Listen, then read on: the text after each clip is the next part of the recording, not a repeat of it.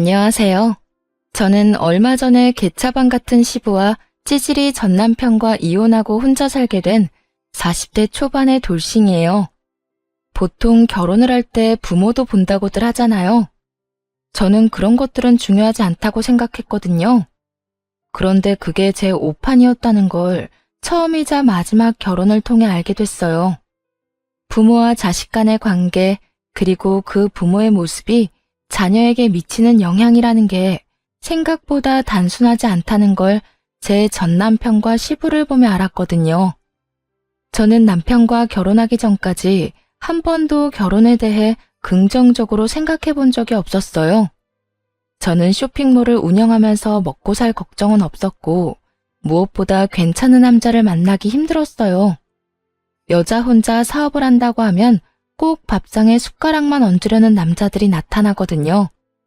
그래서 그런 남자들 다 쳐내고 나니 남자를 못 믿겠더라고요. 그런 면에서 남편은 절대로 제 일에 간섭하려는 행동은 없었어요. 다만 저희 부모님은 시부와 관계가 그리 돈독하지 않았던 남편의 모습을 보고는 저와의 결혼을 꺼려하셨어요. 남편은 시부에게 전화가 오면 받지도 않고 끊어버리고 문자를 봐도 다 그 자리에서 삭제해버렸거든요. 부모를 보면 자식이 보이는 법이다. 보통 어머니가 죽고 없으면 아버지에게 마음이 가는 게 맞을 텐데 이 정도로 관계가 소원한 거 보면 아버지 될 사람이 나쁜 사람이거나 자식이 어른을 공경하지 않는 사람이라는 뜻이지. 아버지가 그렇게 말씀하셨을 때는 저도 발끈해서 반박했어요. 아버지, 그냥 성격 탓일 수도 있죠. 서로 무뚝뚝할 수도 있고. 부녀가 아니면 몰라도 부자가 아니면, 그리고 나도 시댁이랑 크게 관여하지 않아도 되고 솔직히 나한테는 나쁘지 않은 상황이잖아요. 이때까지만 해도 저는 남편과 시부의 관계가 나쁘다는 것이 저에게는 좋은 일처럼 들렸어요. 주변 친구들에게 시댁 사람들에 대한 이야기를 들을 때마다 난 저렇게 못 산다며 고개를 절레절레 젓고는 했거든요. 그래서 시댁과 관계가 소원한 남편에게 더 마음이 갔던 건지도 모르죠. 그러나 친정 부모님은 아무래도 딸의 결혼이라 신경이 많이 쓰였던 것 같았어요. 이날을 떠올리면 그런 부모님의 걱정이 괜한 걱정이라며 웃으며 넘겼던 제 뒤통수를 한 대 때려주고 싶어요. 다시 돌아간다면 절대로 후회할 선택 따위는 하지 않았을 텐데요. 그러나 저는 그만큼 남편에게 신뢰를 느끼고 있었어요. 그래서 결혼까지 하게 됐고요. 친정은 꽤 잘 사는 편이었고 다행스럽게도 저는 신혼집에 큰 돈을 들이지 않아도 되는 상황이었어요. 남편과 제 직장에서 가까운 곳에 친정아버지 명의 아파트가 한 채 있어서 결혼 전부터 거기서 살고 있었거든요. 아버지가 도와주셔서 그 집에서 신혼집을 차리게 됐고요. 평수는 넓지 않았지만 남편은 돈 안 들이고 신혼집이 생겼다는 것에 무척 고마워했어요. 그렇게 남편과의 신혼생활이 시작됐어요. 제 나이 40에 홍기를 꽉 채워 결혼한 연상연하 커플에게도 신혼은 즐거운 나날의 연속이긴 했죠. 그런데 그 즐거운 나날은 얼마 가지 못해 금이 조금씩 가기 시작했어요. 남편의 문제라기보다는 시부의 문제 때문이었죠. 시부가 사는 시댁은 저희 신혼집과 가까운 데 있었어요. 결혼 전 남편은 그 시댁에 살고 있지 않았어요. 관계가 그리 좋지 않았던 만큼 남편은 따로 자취를 하고 있었죠. 시댁과 신혼집이 가까웠지만 남편이 시부와 가깝지 않았기에 저도 시부와 그 정도 관계를 유지하게 될 거라고 생각했어요. 그런데 그 생각이 완전 잘못된 거였죠. 시부는 남편이 아니라 제게 연락하기 시작했어요. 세아가, 우리 집에 냉장고가 고장이 나서 뭘 할 수가 없구나. 반찬이 다 쉬어빠져서 이 여름에 보관도 못하고 수리를 하자니 너무 낡아서 수리가 될지 걱정이고 사자니 돈이 없고. 남편이 시부의 연락을 다 씹어대니 시부가 저에게 전화를 하는 건 정해진 순서였죠. 그렇다고 제가 시부 연락을 남편처럼 다 무시할 수는 없는 노릇이잖아요. 네, 아버님. 그이랑 상의해보고 연락드릴게요. 일단 남편 이름을 팔고 남편에게 전화를 했죠. 아버님 나한테 연락 오셨어. 시댁 냉장고가 고장났다고 하시는데 어떻게 할까? 당신한테 연락 왔어? 웬만하면 무시하라고 말하고 싶은데 당신 입장도 좀 그럴 테니까 당신이 대충 알아서 해줘. 수리 필요하면 수리해도 되고 사야 된다면 원룸에 들어가는 작은 거, 싼 거 사드려도 되고 어떤 일을 해도 내가 했다고 이야기하면 아버지도 수긍할 거야. 돈 없어서 안 해줬다고 해도 뭐라 하시지 못할 테니까 사실 무시하는 게 제일 좋긴 한데. 남편 말에 저는 생각보다 크게 놀라고 말았어요. 관계가 나쁘다는 것은 알았지만 대놓고 무시하라고 말할 정도로 사이가 나쁜 건지는 몰랐거든요. 그 이야기를 듣는 내내 저는 어떻게 해야 하나 싶었어요. 그래서 일단 저희가 모으고 있던 생활비 통장에서 돈을 조금 빼서 시부에게 작은 원룸형 냉장고를 사드렸어요. 기존에 있던 것도 그것과 비슷한 크기라서 다행이긴 했죠. 시부는 제게 고맙다며 이빨은 칭찬만 해주더군요. 그렇게 사건이 일단락되는가 싶었는데 그 뒤로 시부는 무슨 문제만 생기면 저한테 전화를 했어요. 그럴 때마다 하는 말이 항상 가전이 고장났다는 거였죠. 처음에 사준 냉장고, 그 뒤에 중저가 작은 크기의 TV, 전자레인지까지 벌써 3개의 가전을 저희 생활비로 바꿔드렸어요. 그런데 마지막 전자레인지를 바꾸고 한 달도 안 돼서 또 연락이 왔어요. 아가, 요즘에 황사가 너무 심하구나. 집에 환기를 시킬 수도 없고 너무 갑갑해서 그러는데 공기청정기 하나만 집에 놔줄 수 없겠니? 배도 그렇게 좋지 않은데 나쁜 공기세련이 여간 불편한 게 아니다. 집에서만이라도 깨끗한 공기 맡고 싶은데 어떻게 안 되겠냐? 한마디로 공기청정기를 사달라는 거였죠. 저는 시부에게 말했어요. 아버님, 저희도 요즘에 돈 나갈 곳이 많아서 이렇게 자주 사드릴 수는 없어요. 일단 모아놓은 돈도 거의 다 떨어져서 이번 공기청정기 사는 것도 아슬아슬하네요. 다음부터는 저희도 마련해드리지 못할 것 같아요. 저는 돌려서 말하면 시부가 또 눈치 없이 요구할까봐 일부러 대놓고 앞으로는 사주지 않겠다고 말했어요.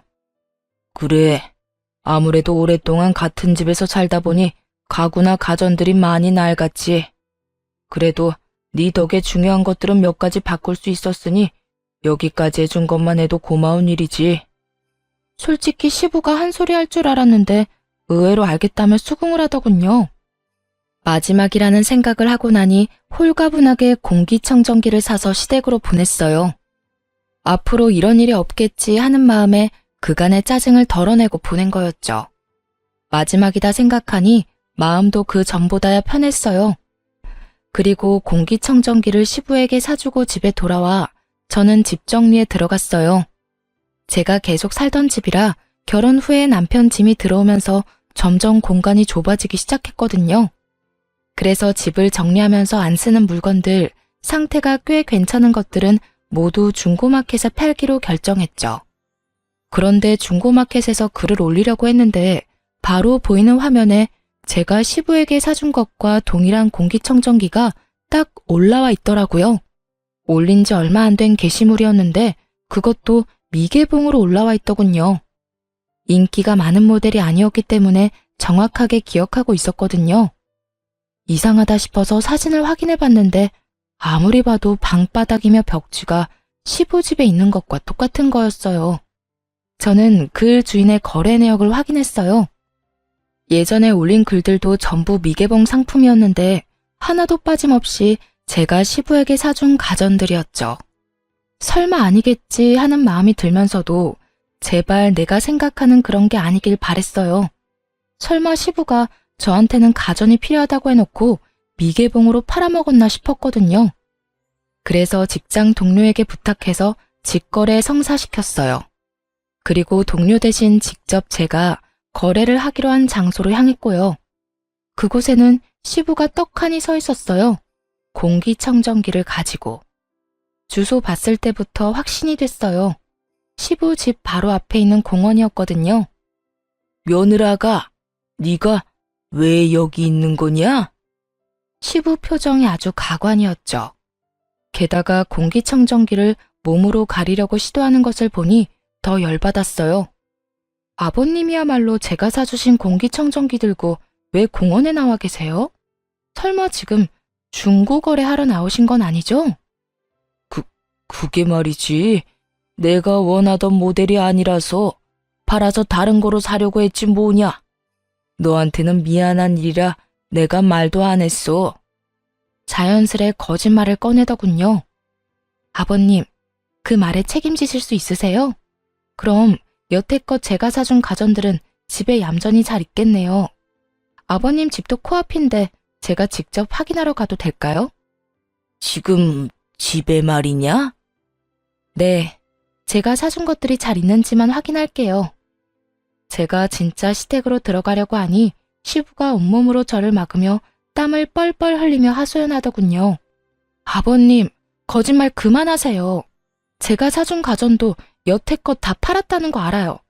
중고마켓에 거래 내역 다 나오는데 그건 모르셨나 봐요. 아니, 어떻게 이러실 수 있어요?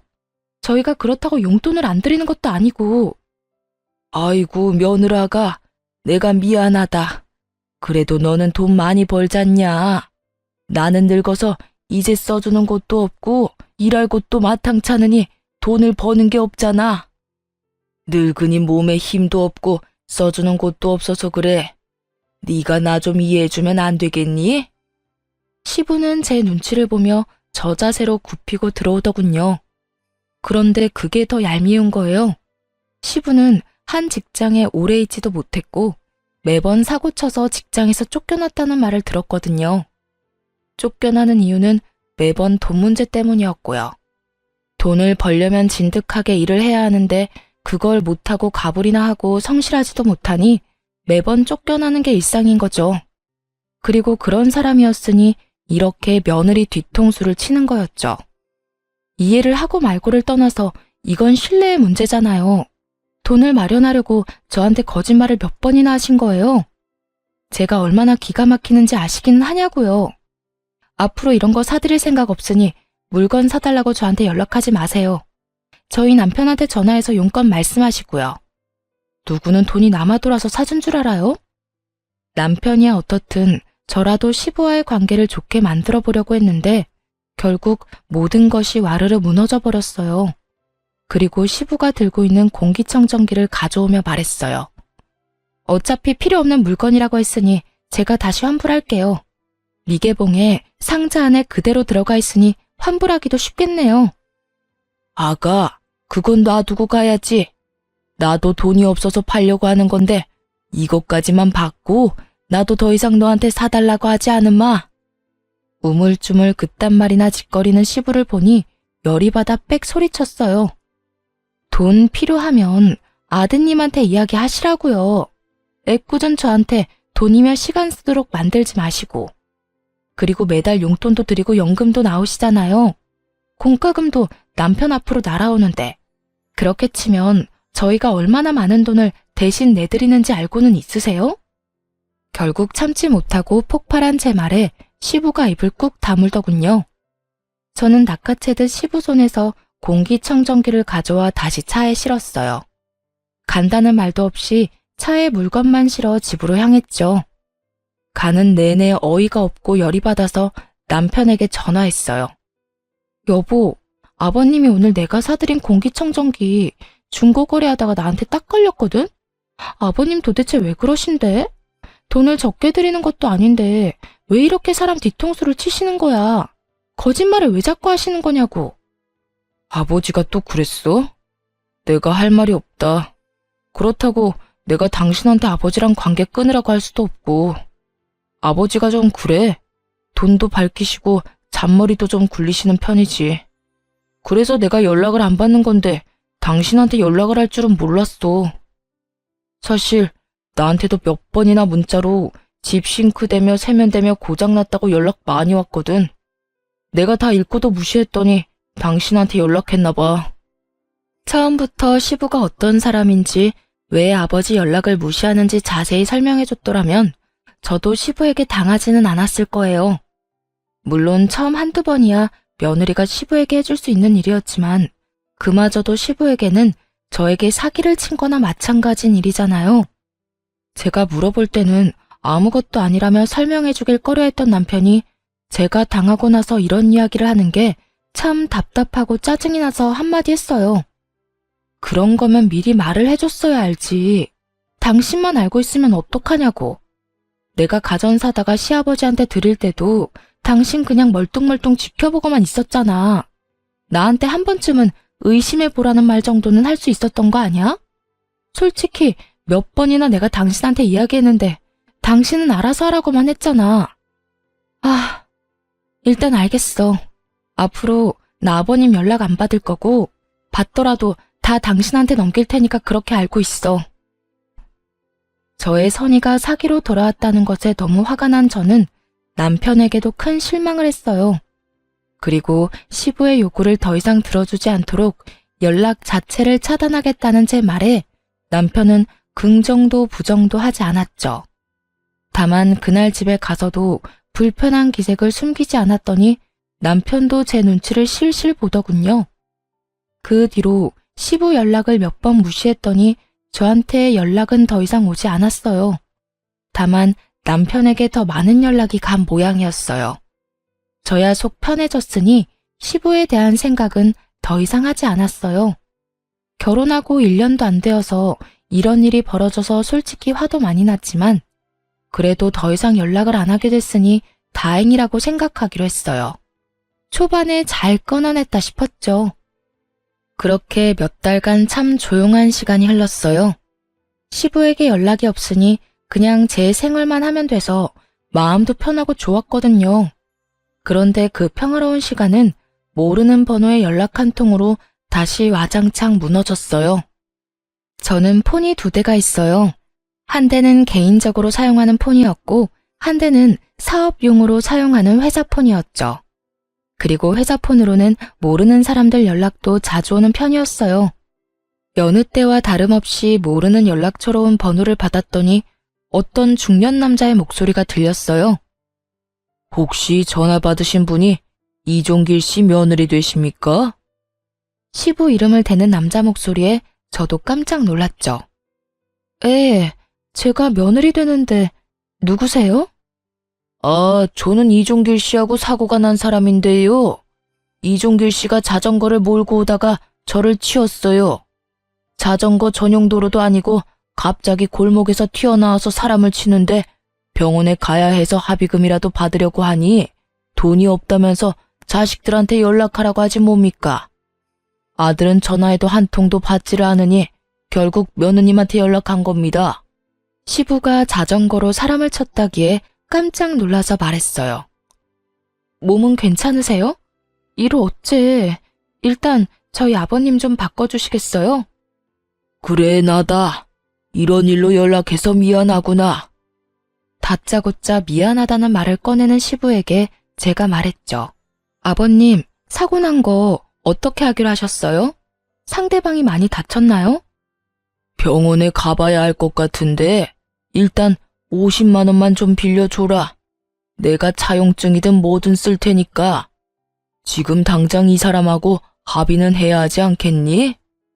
당시에는 너무 경황이 없어 상황을 알아볼 틈도 없이 일단 돈을 빌려주기로 했어요. 그리고 빌려달라는 말은 곧 갚을 거라는 말이니 부담도 없었고 말이죠. 노파심에 한마디 덧붙였어요. 아버님, 다치신 분 입원으로 다 마무리해야 해요.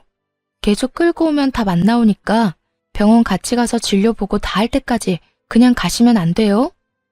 신신당부를 하고 전화를 끊었지만 그 뒤로 걱정이 되는 건 어쩔 수 없었어요. 저녁까지 아무 연락이 없으니 상황이 궁금해 제가 먼저 전화를 했어요. 아버님, 일은 잘 처리됐어요? 뒷말 안 나오도록 잘 해결하신 거 맞죠? 그래, 다 해결 잘 됐다. 네가 돈을 빌려줘서 그걸로 합의금이랑 치료비 했어. 그 돈은 내가 나중에 꼭 갚으마. 고맙다, 며느라가. 그렇게 말을 하는 시부를 보며 시부도 반성을 했나 싶은 생각이 들었어요. 게다가 자전거로 친 사람이 생각보다 상태가 괜찮다는 말에 안도의 한숨을 내쉬었죠.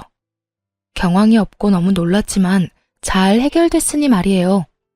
그런데 그 한 달 뒤 이번에도 모르는 사람에게 전화가 왔어요. 상대방은 전화를 한 시점부터 이미 화가 나 있었어요. 여보세요? 이종길 씨 가족이요? 네? 네, 맞는데 누구세요? 아니, 멀쩡히 주차된 차를 자전거로 박아서 엉망을 만들었잖아요. 이거 어떻게 책임지실 거예요? 아들은 전화하니 받지도 않고. 이거 다 고치려면 못해도 100만 원은 넘게 나올 텐데. 그쪽 시아버지라는 사람이 돈 못 주겠다고 버티고 있으니 내가 답답해서 가족한테 연락한 거요. 또 사고 소식이었어요. 이번에는 자전거로 주차된 자동차를 박았다고 하더군요. 결국 이날도 150만 원을 시부에게 빌려줬어요. 시부는 절대 돈을 달라고 하지 않았어요. 빌려달라고 했을 뿐이지. 그러니 뭐라 할 수도 없고 괜히 짜증나고 열받는 마음에 남편에게 전화해서 화냈어요. 여보, 아버님이 자전거 타고 다니면서 여기저기 사고 엄청 내고 다니는 거 당신 알아? 뭐? 그런 일이 있었어? 나야 모르지. 전화는 안 받았으니까. 그리고 요즘에는 나한테 연락도 안 오시던데. 모르는 번호로 연락 한 번도 안 왔어? 당신한테 전화했었다는데? 당신이 전화 안 받아서 나한테 전화하는 거라고 그랬는데? 그 말을 들으니 더 화가 났어요. 당연히 이런 일이 생기면 아들한테 연락하는 게 정상이잖아요. 이 시부는 아들한테는 씨알도 안 먹힐 걸 알고는 저한테만 연락을 한 거예요. 아버님이 나한테 빌려가신 사고 합의금만 200만 원이야. 그거 분명히 빌려달라고 해서 빌려드린 거고. 그런데 처음엔 빌려간 돈도 안 갚고 벌써 두 번째 사고 합의금도 빌려가셨거든? 돈 안 갚으실 것 같으니까 당신이 어떻게 좀 해봐. 아, 당신도 너무하네. 돈도 잘 벌면서 그 정도도 못 해줘? 너도 가만 보면 사람이 인정머리가 없어. 뭐? 아버님 무시하라고 한 사람이 누군데 이제 와서 인정머리 타령이야. 그래서 가정 갖다 팔아버린 건 안 돌려받았잖아. 그거라도 악착같이 돌려받을 걸 그랬어. 그리고 당신 아버지가 사고 친 걸 왜 내가 해결해야 하는데? 내가 당신이랑 결혼했다고 해서 당신 아버지가 진짜 내 아버지가 된 것도 아니고. 그렇게나 아버지 생각하면 당신이 알아서 다 해야지. 여태껏 시아버지 연락 다 씹어놓고 모른 척한 사람이 할 말은 아니지. 왜? 너도 결혼하니까 없던 효심이 막 생기고 그래? 와이프한테 대리호도 시키고 싶냐? 제 말에 남편놈이 기가 차다는 듯이 쳐다보더군요. 제가 틀린 말을 한 건 아니잖아요. 남편이 시부에게 어떻게 행동하는지 제가 싹 다 봤는데 이제 와서 효자 노릇을 하려고 하는지. 됐다 됐어. 내가 당신이랑 무슨 말을 해? 돈을 잘 벌면 뭐해? 인간이 안 됐는데. 가족 소중한 줄도 모르고. 그딴 말을 짓거리며 남편이 쾅 문을 닫고 나가버리더군요. 완전 어이가 없었어요. 화를 낼 사람이 누군데 지가 화를 내요? 저도 빈정이 상할 대로 상했고 거의 2주가 넘도록 남편과 냉전을 유지하고 있었어요. 당연히 이 상황이면 남편이 고개를 숙이고 들어와야지 제가 사과를 할 필요가 없잖아요. 그런데 그렇게 남편과 싸우고 2주 뒤 시부에게서 또 한 번 연락이 왔어요. 아가, 내가 이렇게 계속 연락하니 미안하구나. 다른 게 아니라 내가 걸어가다가 사람하고 부딪혔는데 그 사람 핸드폰이 박살이 났어. 100만 원은 넘게 필요할 것 같은데 어떡하지? 이쯤 되니 합리적인 의심이 들더군요. 사고가 이렇게 연달아 날 수가 있을까요? 저는 냉정하게 시부에게 말했죠. 아버님, 그러면 일단 폰 들고 수리센터 가셔서 수리를 먼저 하고 있으세요. 제가 그쪽으로 가서 직접 확인하고 수리비 드릴게요. 저는 직접 가기로 했어요. 여태껏 전화로만 상황을 전달받았을 뿐 그게 진짜로 있었던 일인지는 몰랐잖아요. 그래서 확인을 하기로 했어요. 그랬더니 시부가 화들짝 놀라 그러더군요. 네가 직접 오려고? 근데 파손 정도가 심해서 사야 할 것 같은데 수리로는 안 될 것 같아. 그러면 그 파손된 폰 꼭 들고 대리점으로 가세요. 제가 확인하고 구매해드릴 건지 말지 결정할게요. 그렇게 말하니 시부도 잠깐 망설이더니 주소를 하나 알려주더군요. 그 주소가 적힌 곳으로 갔더니 시부와 제 또래의 남자가 거기 서 있는 것이 보였어요. 제가 도착하기 직전에 시부와 그 사람을 보았는데 딱 봐도 두 사람 거리가 가까운 것이 모르는 사이처럼 보이지 않더라고요. 아버님, 저 왔어요. 이쪽 분이 사고 난 상대방이세요? 네, 어르신이 제 폰을 박살내서 제가 가져왔어요. 화면이 완전히 깨졌고 터치도 먹통이에요. 제가 봤을 때 수리는 의미 없고 새로 사야 할 것 같거든요. 요즘에 나오는 걸로요. 딱 봐도 옛날 모델의 폰이었어요. 그걸 요즘 모델로 바꾸겠다는 남자를 보니 기도 안 차더군요. 그렇지만 오늘만큼은 그냥 해달라는 대로 해줄 생각이었어요. 화장대 깊숙한 곳에 모셔뒀던 그 카드를 가져왔으니까요. 남편이 결혼 직후 만들었던 신용카드였는데 실물 카드로는 안 쓰고 페이로만 쓰다 보니 진짜 카드는 안 들고 다녔거든요. 그걸로 저 남자가 원하는 걸 결제해줄 생각이었어요. 괜찮아요. 카드로 일시불로 구매해드릴 테니까요. 현금만 보내주다가 카드로 결제하니 시부가 약간 당황하더군요. 이번에도 현금을 받을 줄 알았나 봐요. 그런데 시부가 상대방 남자의 눈치를 좀 보더라고요.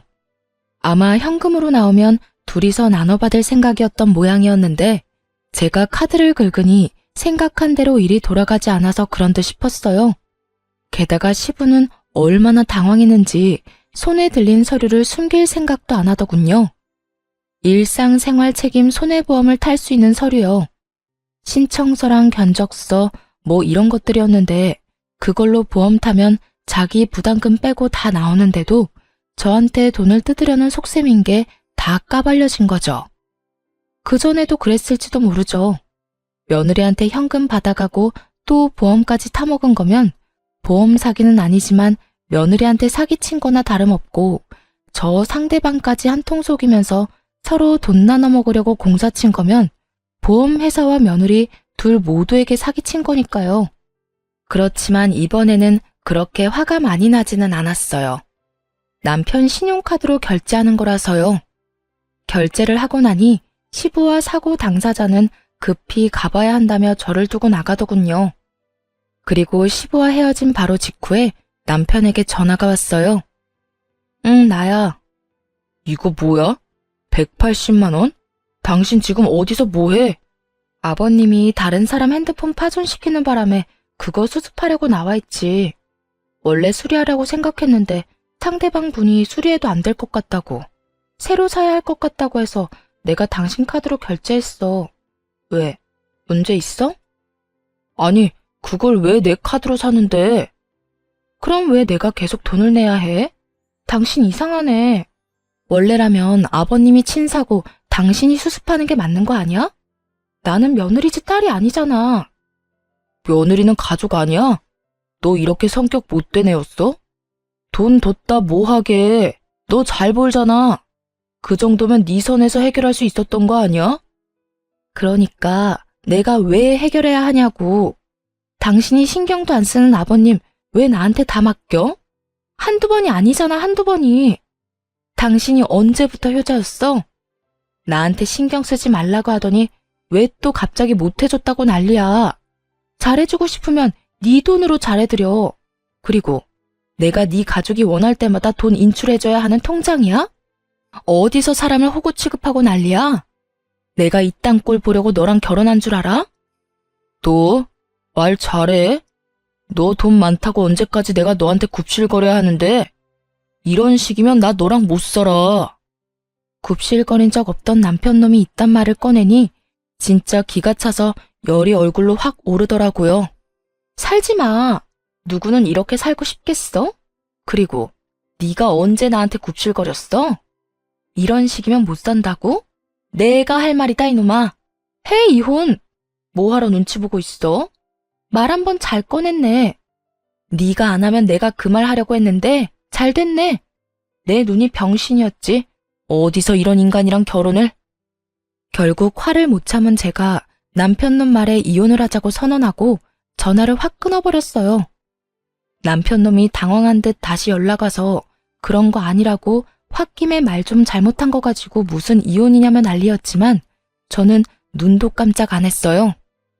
입 밖으로 꺼낸 말 책임져. 나랑 못 살겠다며. 나도 네 의견 존중한다니까. 한 입으로 두말하지 말고 그냥 네가 원하는 대로 해줄게. 그리고 오늘 집에 들어오면 당장 짐 싸서 나가. 네 얼굴 꼴도 보기 싫으니까. 결국 남편 놈은 제게 애원했지만 제가 받아주지 않았고 그렇게 저희는 빛과 같은 속도로 이혼을 했어요. 결혼한 지 1년도 안 되어서 이혼한 거죠. 결혼 기간이 짧아서 이혼도 빠르게 됐어요. 나눌 것도 없었고 서로 가져온 만큼 가져갔죠. 그렇게 이혼하는 동안 다행인지 불행인지 시부는 연락을 한 번도 안 했고 저는 당연히 시부가 우리 이혼에 대해 알게 됐기 때문에 연락이 안 오는 거라고 생각했어요. 그런데 이혼이 다 된 후에 시부에게서 전화가 한 통 왔어요. 이혼을 했는데 전화를 할 정도면 뭔가 큰일이 있어서 그런가 싶어서 전화를 받았는데 시부가 굉장히 급한 목소리로 용건부터 건네더군요. 아가, 내가 급해서 그러는데 돈 좀 빌려줄 수 없겠냐? 아들 녀석이 전화를 안 받아서 그래. 내가 실수로 외제차를 박았는데 차주가 500만 원이나 달라고 하네. 너도 알다시피 내가 그 큰 돈이 어딨냐? 내가 믿을 사람이 너뿐이라 그래. 가족 좋다는 게 뭐냐? 이럴 때 돕는 거지. 내가 꼭 그 돈 갚아줄 테니까 한 번만 더 도와다오. 응? 말하는 이야기를 들어보니 저희 부부가 이혼했다는 것도 전혀 모르고 있는 눈치였어요. 그때 저는 좋은 생각이 났어요. 아버님, 제가 예전에 빌려준 돈 200만 원이요. 그것도 빌려가시고는 안 갚으셨잖아요. 그거 먼저 갚아주지 않으시면 더 이상 돈은 못 빌려드려요. 여태껏 빌려준 돈도 갚지 않는데 제가 뭘 믿고 500만 원이라는 큰 돈을 빌려드려요? 앞에 빌려준 거 갚으시면 또 모를까. 200만 원을 갚으라고?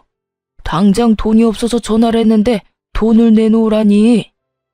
못 갚으실 것 같으면 저도 500만 원은 못 빌려드려요. 그럼 전화 끊을게요. 아, 아니다. 내가 지금 200만 원 보낼 테니 그거라도 빌려다오. 시부는 얼마나 급했는지 허둥지둥 제 계좌로 그때 빌려간 200만 원을 보냈더군요. 저는 돈이 들어온 걸 확인하고 돈부터 다른 계좌로 보냈어요. 급했는지 시부가 다시 전화와서는 한 번 더 저를 재촉하더군요. 지금 돈 보냈으니까 확인해보고 500만 원 지금 당장 보내주거라. 차주가 지금 당장 돈 안 내놓으면 집에 가지도 못하게 할 판이라. 그런데 제가 가만히 생각해보니까 500만 원은 못 빌려드릴 것 같네요. 솔직히 아버님이 저 뒤통수 치신 게 한두 번은 아니시잖아요. 뒤통수라기보다는 거의 사기 수준이었는데. 그러니까 500만 원은 알아서 하시거나 제 전남편하고 이야기하세요. 뭐? 지금 무슨 말을 하는 거야? 전 남편이라니. 저희 이혼했어요. 아버님 덕분에요. 여태껏 그것도 모르셨어요? 그래도 이 기회에 서로 주고받은 돈 확실하게 정리하게 돼서 다행이다 싶어요. 그러니까 이 연락처 바꿀 거니까 연락하지 마시고 돈 써야 할 일 있으면 아들한테 연락하세요. 남의 귀한 딸에게 빨대 꽂지 마시고요. 저는 그렇게 말하고 전화를 탁 끊어버렸어요. 길게 할 말도 없었어요. 솔직히 이번에도 저한테 사기치려는 것처럼 보였거든요. 돈도 다 정산했겠다. 굳이 무슨 이야기를 더 할까요? 그런데 시부는 저한테 하고 싶었던 말이 많았는지 계속 전화를 하더군요. 스팸을 걸었더니 이번에는 모르는 번호로 계속 전화질을 했어요. 몇십 통을 연달아 전화하는 시부를 보며 저는 무음으로 폰을 내버려뒀어요. 그런데 시부의 연락들 사이로 전남편의 전화가 왔더라고요. 저는 전남편 속이라도 긁을 생각으로 전화를 받았죠. 무슨 일이야? 당신 우리 아버지한테 돈 뜯어갔어? 당장 아버지한테 돌려드려. 부자가 쌍으로 웃기네. 넌 네 아버지가 돈 뜯긴 것만 생각하고 내가 뜯긴 건 생각도 안 하지? 맨 처음에 내가 빌려준 거고 그거 돌려받은 거야. 정당한 거래였거든? 뭘 알고나 말하던지. 아무것도 모르는 놈이 더 시끄럽지? 지금 당신이 무슨 짓 저지른 건지는 알아? 아버지 지금 큰일 나게 생겼어. 진짜 외제차 사고 낸 것도 문제인데 차주가 조직폭력배 같아. 아버지한테서 못 받으면 아들한테 받겠다면서 지금 나한테도 협박 문자고 난리 났어. 이런 식이면 당신도 무사하지는 못할 거라고. 이보세요. 나 당신이랑 남남인 사람이야. 애라도 하나 있었으면 또 모를까. 애도 없는 우리 사이가 찢어지면 그냥 남인 거지. 나한테까지 오면 나는 경찰에 신고하면 그만이야. 내가 잘못했어? 당신 가족이 잘못한 거지. 관련 없는 사람이고 남보다 못한 사이인 거 알면 쓸모 없어서라도 나한테 올 일 없으니까 신경 꺼. 진짜 당신 왜 이러는데? 나 죽는 꼴 보고 싶어서 그래? 아무리 남이라도 한때는 같이 산 사람이잖아. 애원하는 전 남편 목소리에 제가 코웃음을 쳤어요. 같이 산 게 뭐가 대수라고? 너야말로 나한테 왜 이러는데? 네가 죽든 말든 내가 뭔 상관이냐고. 돈 200만 원 돌려받은 건 정당한 거야. 내게 빌려간 돈이었으니까 내가 돌려받는 건 당연하고. 사고 나서 생긴 비용은 네가 처리하는 게 맞는 거고. 마누라 없어서 어떡하냐? 돈 대신 내줄 사람 없어서. 그러게, 있을 때 좀 잘하지. 잃고 나서 후회하면 다 무슨 소용이래? 어찌됐건 나는 이제 당신 집안이랑 상관없는 사이니까 이런 일로 전화하지 마라. 기분 더러우니까. 그렇게 전화를 끊고 나니 속이 다 시원하더군요. 나중에 전해 듣기로 결국 전 남편은 조폭 같은 남자에게 시부 대신 500만 원을 지급하며 돈을 날렸고 저는 시부가 제게 빌려간 돈 200만 원을 고스란히 돌려받을 수 있었어요. 시부의 패착은 아들 부부가 이혼 상황이라는 걸 몰랐다는 거겠죠. 전 남편도 웃긴 게 이혼 전에는 시부를 가족으로 생각하니만이 이따위 망언을 짓거리더니 결국 이혼한다는 이야기조차 시부에게 알리지 않을 정도로 시부와 관계가 좋지 않았다는 점이에요.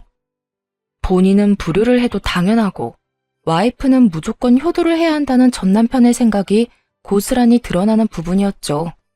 그걸 보고 나니 마누라에게 대리효도 시키려는 천하의 나쁜 놈과 이혼하게 된 것이 제 일상에서 가장 잘한 일이 아니었나 생각하게 됐어요. 그렇게 전 남편과 이혼하고 2년 동안 일을 자식과 남편 대하듯 아끼며 열심히 키워나갔어요. 쓸데없는 시댁일에 신경을 덜 쓰게 되니 일에 탄력이 붙어서 매출도 많이 좋아졌죠. 그렇게 이혼 후 2년 동안 쉬지 않고 달려온 제게 전 남편의 재혼 소식이 들려왔어요. 바로 SNS를 통해서요. 청첩장 사진이 떡하니 올라왔는데 솔직히 상대방 여자에게 딱한 마음뿐이었어요.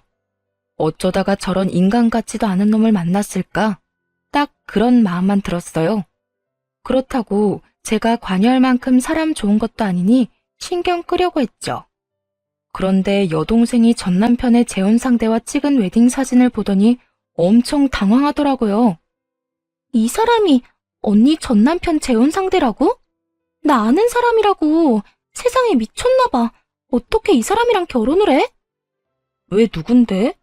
너랑 친한 친구라도 돼? 엄청 친한 건 아닌데 나랑 고등학교 동창이야. 같은 반 된 적은 없는데 같은 학원에 다녀서 겹치는 친구가 있거든.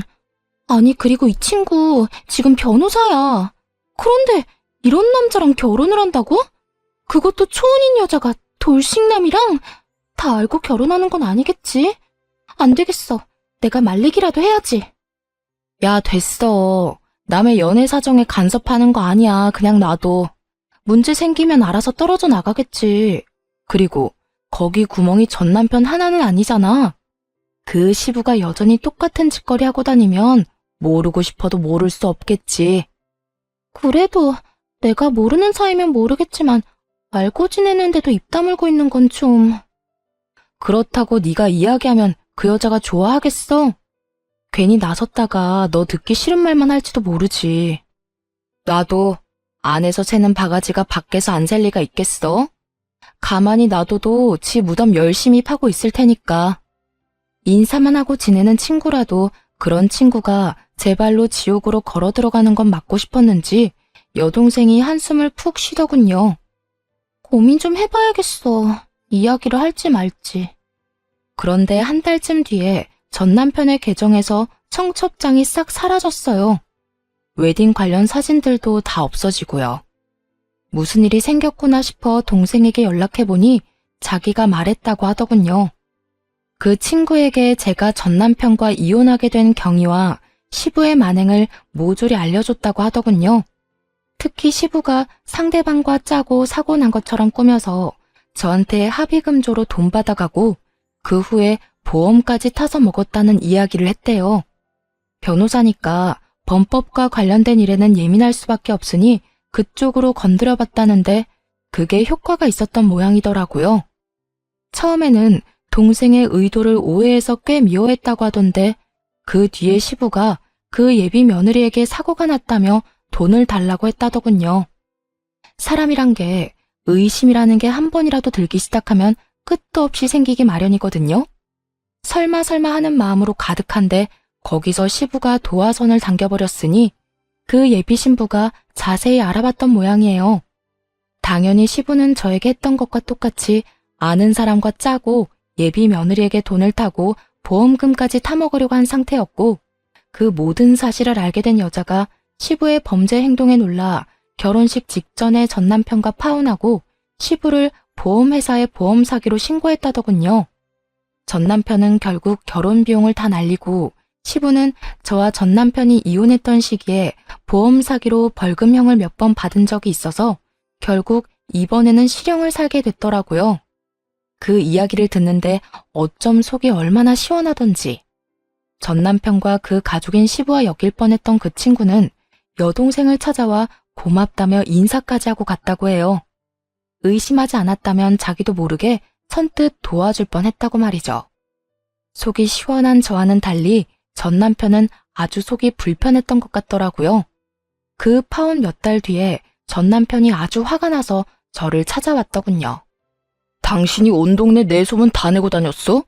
설마 내가 재혼하는 게 짜증나서 내 재혼 막으려고 그런 짓 한 거야? 내 앞길이 그렇게 막고 싶었어? 이 나쁜 년아. 네가 뭔데 나한테 이런 짓을 저질러? 우리 이혼하고 남남인 거 잊었어? 그러면 내가 누구랑 뭘 하든 상관 말았어야지. 누가 누구 앞길을 막아. 뭘 착각하는지 모르겠지만 나는 네 앞길을 막은 게 아니라 그 여자 인생 살려준 거야. 내가 못하러 너 같은 놈 앞길을 막아. 알아서 나락으로 떨어질 놈을. 근데 가려면 너 혼자 가야지. 왜 애꿎은 여자를 끌어들여? 그리고 네가 파혼당한 게 나 때문이 아니지. 그 여자가 당신이랑 당신 아버지에 대해 들었을 때 네 놈한테 파혼하자고 하지도 않았어. 오히려 그런 말을 한 사람을 더 의심했지. 근데 봐. 결국은 당신 아버지가 한 건 했잖아. 돈이 얼마나 궁했으면 결혼 전에 예비 며느리한테 사고 쳤으니 돈 달라고 했겠어. 그 이후에 그 여자가 뒷조사한 건 몰랐나 보네? 너 그걸 말이라고 왜 그런 말을 그 사람한테 했냐고. 그거 명예훼손 모욕죄 그런 걸로 너 소송 걸 거야? 걸어! 명예훼손이랑 모욕죄 최소 성립 요건도 모르는 놈이 어디서 잘난 척은? 소송하고 싶으면 해. 누가 문제 있는지는 법원에서 가려주겠지. 근데 그 전에 이 물건은 좀 가져가. 당신 아버지 우리 집으로 자꾸 편지 보내는데 완전 짜증나거든? 저는 전 남편에게 하얀 편지 봉투 더미가 담긴 봉투를 거칠게 건넸어요. 아, 처음 알았는데 당신 아버지 좋은 데 가셨더라? 그런데 우리 이혼했다고 말했는데도 우리 집으로 편지 넣으시던데 앞으로 이 편지 반송시킨다고 전해줘. 그리고 그렇게 중요하고 효도하고 싶은 아버지면 좀 잘해. 도대체 뭐 하느라 아버지 뒤치다거리도 못해?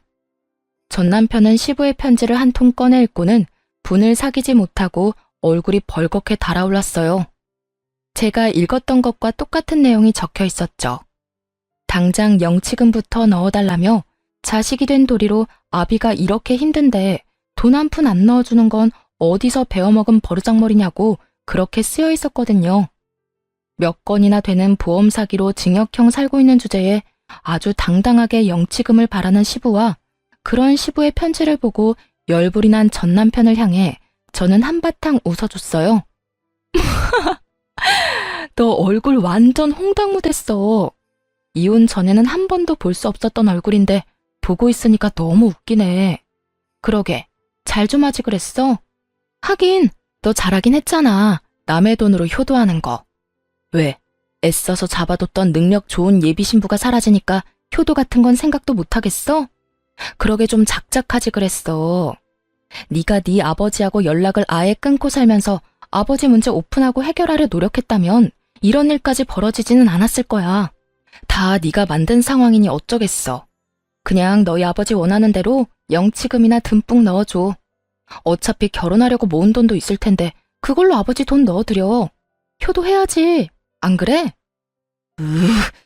이 인간이 진짜 정신이 나갔나? 왜 이딴 편지를 이쪽으로 보내서 사람 쪽팔리게 만들어? 아, 너무 웃겨서 배 아프네. 우리 이제 여기서 다 끝난 거야?